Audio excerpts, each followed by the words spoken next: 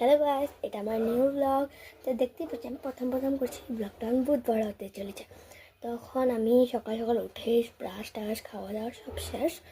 তখন আমি গুছাবো ঘর। দেখতেই পাচ্ছেন আমার ঘর কত ময়লা।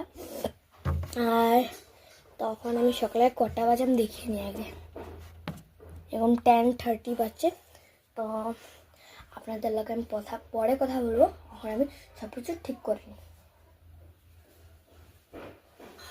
যেরকম দেখতেই পাচ্ছেন এত বড় ল্যাব, এটা আমার একলা রুম। খালি আমার রুম দেখতে পাচ্ছেন কত ময়লা। আমি এখন বুক টুক গুছাবো, টেবিল সব কিছু আমাকেই গুছাতে হয়।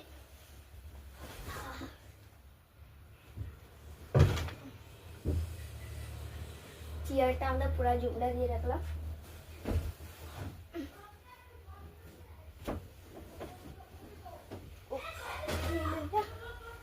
আমার আমার ওখানে আমি বেসনা ঝাড় দিলাম। আমার ঝাড় গুছাবো।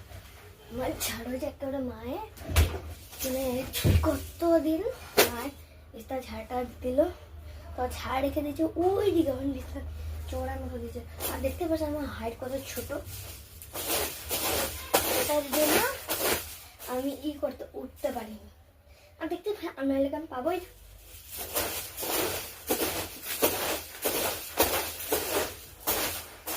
আগে আমি ঘরটা সাফা করে নিই, তারপরে কথা বলি।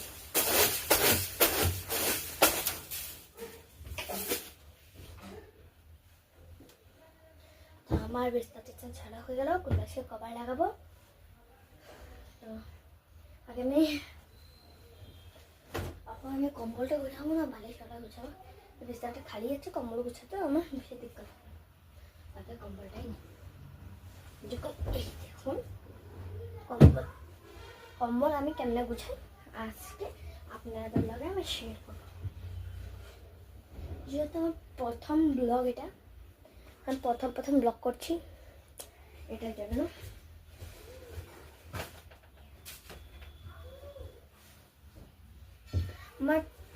আমার প্রথম ব্লগ বলে আমি আজকে সাফা করাটা আপনার বহুত বাকি আছে। ওটার জন্য ওখানে আমি করছি। বিছানার আগে ঝাড় দিয়ে নিলাম। ঝাড় দেওয়ার পর আমি বিছানাটা ঠিক করবো। ঠিক করে আমি পরে আবার আজকে যেহেতু টুইসডে, আজকে একটা পূজা হয়। ওই পূজার আমি নিরামিষ করবো। আর আমি আজকে উপবাস পর্যন্ত।